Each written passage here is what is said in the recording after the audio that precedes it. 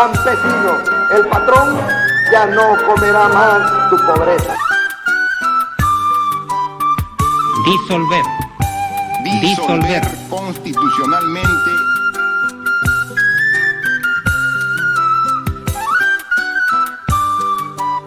¡Gloria a Perú en las alturas!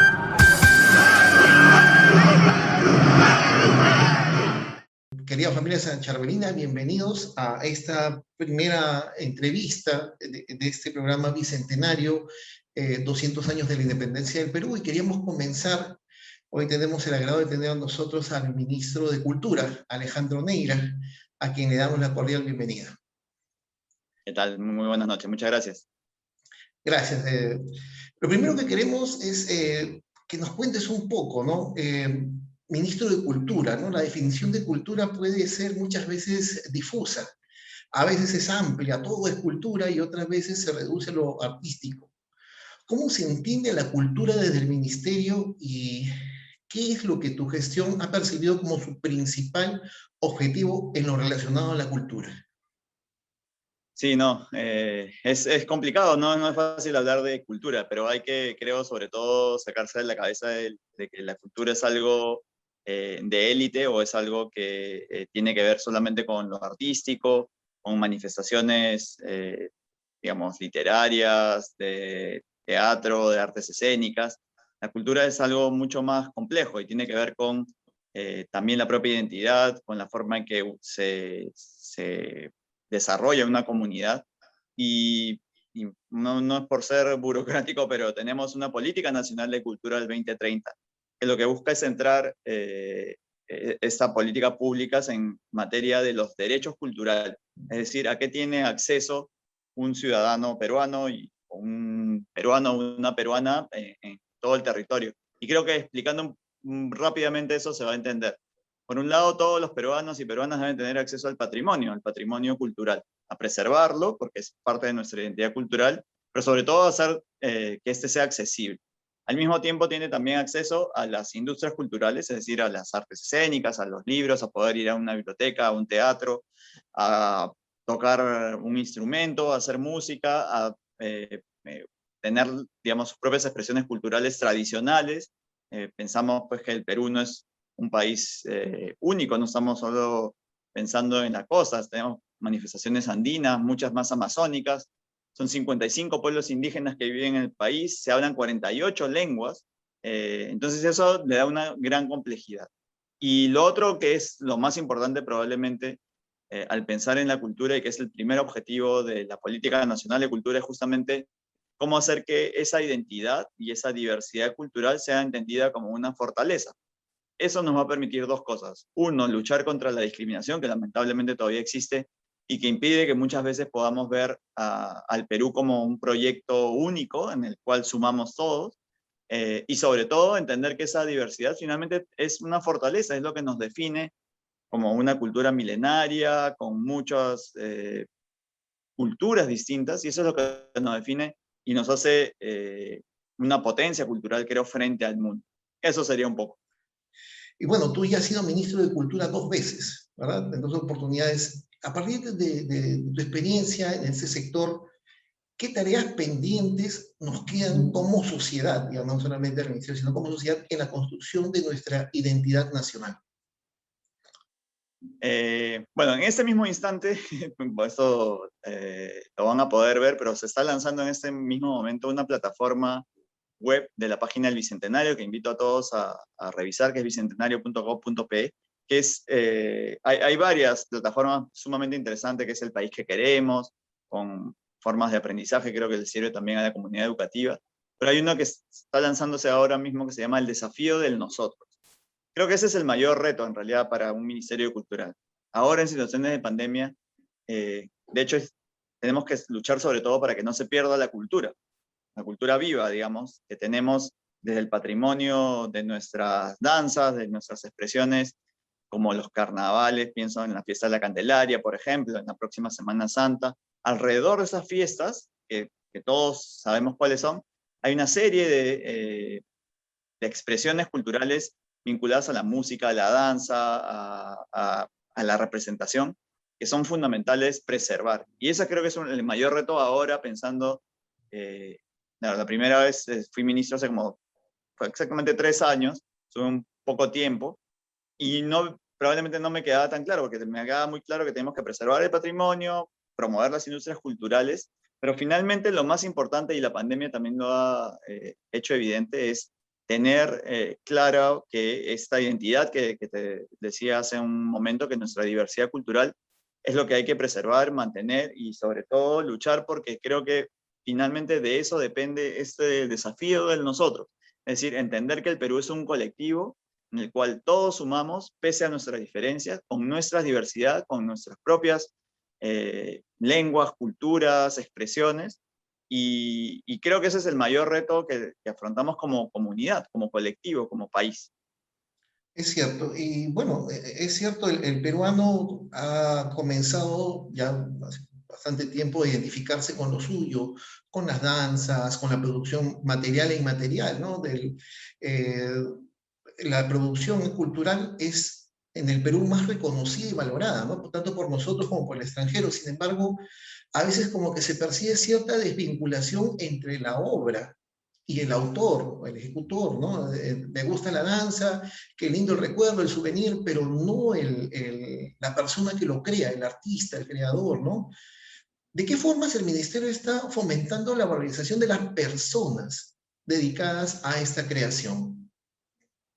Bueno, ahí lo que pasa es que son dos cosas, ¿no? Nosotros reconocemos al patrimonio y las expresiones del patrimonio cultural inmaterial, y esos son reconocimientos casi siempre colectivos, porque la cultura viva, digamos, pasa de generación en generación, y no es solamente una persona, sino pensamos en el legado histórico que tenemos, la memoria histórica. Entonces, eso es por un lado. Sin embargo, por supuesto, hay personas que destacan nítidamente y que han permitido, a veces incluso casi que hasta crear algunas expresiones, algunas más recientes, digamos, pero no sé, pienso pues en Joaquín López Antay si uno habla de retablos, en Primitivo de Banán si uno habla de tablas de Sarwa, en algunas personas, ¿no? Lo que hacemos nosotros es dar un reconocimiento a las personalidades meritorias. Existe un reconocimiento que es personalidad meritoria de la cultura, que es un reconocimiento personal a aquellas personas, valga la redundancia, que han hecho algo notable por su comunidad o por una expresión cultural en particular, o por una disciplina, por el teatro, ¿no? Hace poco tuvimos un reconocimiento también a Ricardo Rocarrey, el fundador del teatro de artistas aficionados, ¿no? Entonces, ese tipo de reconocimientos es valioso porque creo que también son modelos y ejemplos que tienen las nuevas generaciones de quienes son grandes referentes de la cultura. Y por otro, ya en un término distinto, pero también importante, algo que no hacemos solos, sino que hay varias instituciones que tienen que ver, esto es el tema del reconocimiento a través de apoyo, de estímulos económicos y apoyos que se dan a determinadas personas y determinadas expresiones. Y en algunos casos más específicos, por supuesto, ya si hablamos, no sé, de una obra literaria, de una obra artística, el reconocimiento que merece el creador. Puede ser un autor de un libro, puede ser el pintor, puede ser un diseñador. Entonces, eso es una cosa que creo que es bastante importante de que se entienda que hay unos derechos ahí, que son derechos de propiedad intelectual, que son inherentes a la persona que crea algo único, que no debe, que puede copiarse, digamos, con los derechos de autor adecuadamente reconocidos. Y esa, como te digo, es una tarea que tiene que ver con nosotros, pero más que nada, sobre todo también con Intecopi, por ejemplo, y a otras instituciones que lo que hacen es preservar esos derechos culturales, además de asociaciones, derechos culturales y de propiedad intelectual sobre todo, ¿no?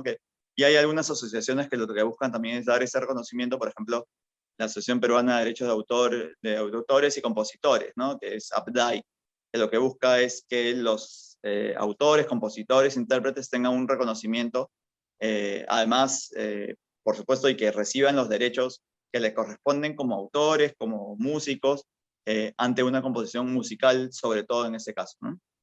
Perfecto, sí, sí. Importante la labor conjunta y la salvaguarda de los derechos intelectuales, que lamentablemente como que en el Perú todavía estamos un poquito en pañales en eso, ¿no? Pero hay trabajo que hacer. Bien, tú has sido parte de la Comisión Bicentenario, por lo que leí, y bueno, se está estaba preparando una gran fiesta en nuestro país para celebrar estos 200 años, ¿no? Me imagino pensada de otra manera. Eh, en nuestro colegio, por ejemplo, habíamos comenzado las celebraciones hace 2 años ya, con una exposición numismática sumada a la exposición que hizo el Estado, ¿no? La monita de colección, y tuvimos una noche de literatura peruana en la cual quisimos resaltar autores que habían ayudado a construir al Perú como nación. Pero la pandemia cortó todo de golpe, todo lo que se había planificado a nivel de Estado, de regiones, de colegios e instituciones, se cortó de golpe, ¿no?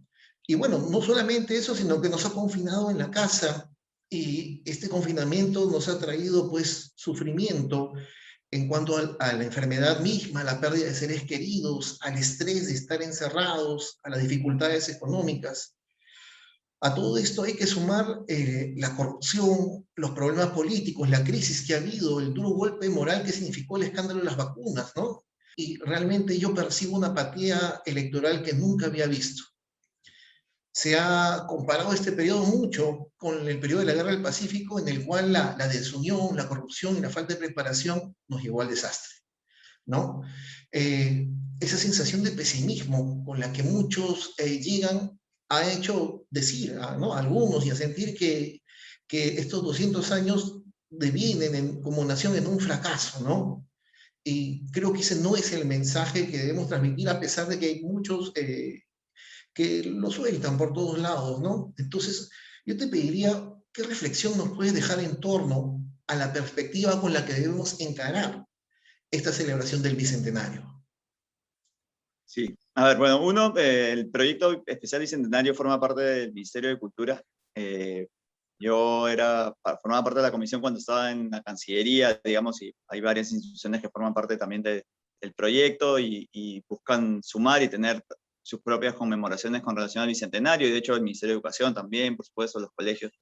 Y nuestra idea, y por eso me mencionaba que es importante que puedan entrar a la web del Bicentenario, porque hay muchas herramientas y muchas plataformas nuevas, porque mucho de lo que tú dices es cierto, hemos tenido que claudicar, digamos, frente a la pandemia en cuanto a no hacer actividades presenciales, pero podemos hacer actividades virtuales, y hay muchas presentaciones y hay mucha actividad virtual a través de la plataforma del Bicentenario que tenemos que tratar de promover, porque además la ventaja de la virtualidad es que estamos aquí nosotros en dos lugares distintos y pudiendo tener un diálogo. Creo que eso es, digamos, bajo otras circunstancias no lo habríamos hecho. Y al mismo tiempo hay de todas maneras varias actividades importantes que tenemos, como la inauguración del Museo Nacional, como algunas efemérides importantes, algunos hechos relevantes y actos que vamos a tener de todas maneras en el marco del Bicentenario. El Bicentenario, además, pensado como proyecto, no se ve solamente como este año, sino como un continuo hasta el 2024, que es como fue 1821-1824, hasta Junín y Ayacucho. Pero creo que lo importante allí es entender que creo que el Perú, no es por ser tan optimista, pero siempre ha salido incluso en las mayores dificultades. Y si uno ve la historia, tú has dicho la Guerra del Pacífico, a mí me gusta más ir más atrás, porque ese es el año del Bicentenario, y sobre todo el año 1820, 1821. El país a inicios de 1821, hace exactamente 200 años, en días como estos, la escuadra libertadora estaba en el norte, estaba en Huaura. Había algunas tropas que estaban por el sur. Lima estaba cercada. Los peruanos estaban completamente divididos entre aquellos que apoyaban a los realistas y aquellos que estaban del lado de los libertadores. El norte era ya proclive a la independencia, ya la había declarado. Pasarán meses hasta que en julio de ese año se declare la independencia, pero en estos meses, además hay una tragedia que es, así como ahora, habían muchas enfermedades, y habían fiebres y pestes, como se llamaban en esa época, que aquejaban y asolaban a la escuadra libertadora, y fue un momento muy dramático de mucha desesperanza, porque el propio San Martín, hay algunas cartas en las cuales dice que no sabe qué hacer, que se siente muy mal, y pese a eso, digamos, por suerte pasó eso, y triunfó finalmente esta idea de libertad, de independencia, que todavía tenemos que construir, porque creo que el desafío es este que mencionaba, construir el nosotros, la idea de una comunidad, de que nosotros somos peruanos como las peruanas que viven en la Amazonía, y los que viven en los Andes, y los que viven en el norte y en el sur, y que cada uno de nosotros tiene los mismos derechos y forma parte del mismo proyecto, más allá de que hablemos diferentes lenguas o que tengamos expresiones culturales distintas. Y eso creo que es lo que nos falta como sociedad. Pero de nuevo, más allá de esas dificultades, creo que ver la historia en perspectiva nos ayuda también a entender que hay un camino, que hemos salido de muchos momentos difíciles, y que esta es una circunstancia que nos pone a prueba como nación, nos pone a prueba como ciudadanos en primer lugar, como personas, y nos pone a prueba como colectivo. Y creo que frente a eso lo único que nos queda es trabajar todos juntos por este país que queremos, ¿no? Bueno, definitivamente no nos podemos rendir, ¿no? Nunca nos hemos rendido y no será esta la primera vez, ¿no? Muchas gracias, Alejandro, por esta entrevista.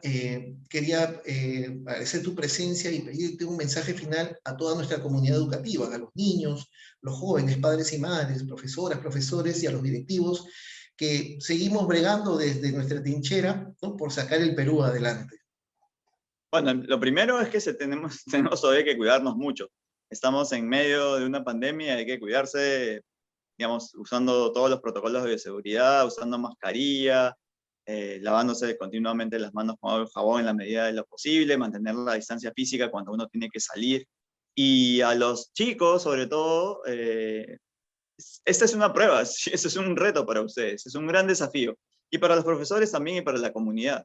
Para todos es un desafío. Yo creo que hay que ser siempre optimistas y tener la esperanza de que, pese a todas las dificultades, en este año del Bicentenario, si pensamos bien cómo se ha desarrollado nuestra historia, vamos a salir de esta y vamos a salir, ojalá, más fortalecidos. Pero para eso tenemos que poner todos de nuestra parte, tratar de pensar en ese nosotros que queremos construir, en el país que queremos, digamos, ya no para nosotros que ya estamos viejos, digamos, sino para ustedes, para los más jóvenes, para los niños, y que creo que van a verse de alguna manera marcados por este tiempo difícil, pero al mismo tiempo fortalecidos por eso.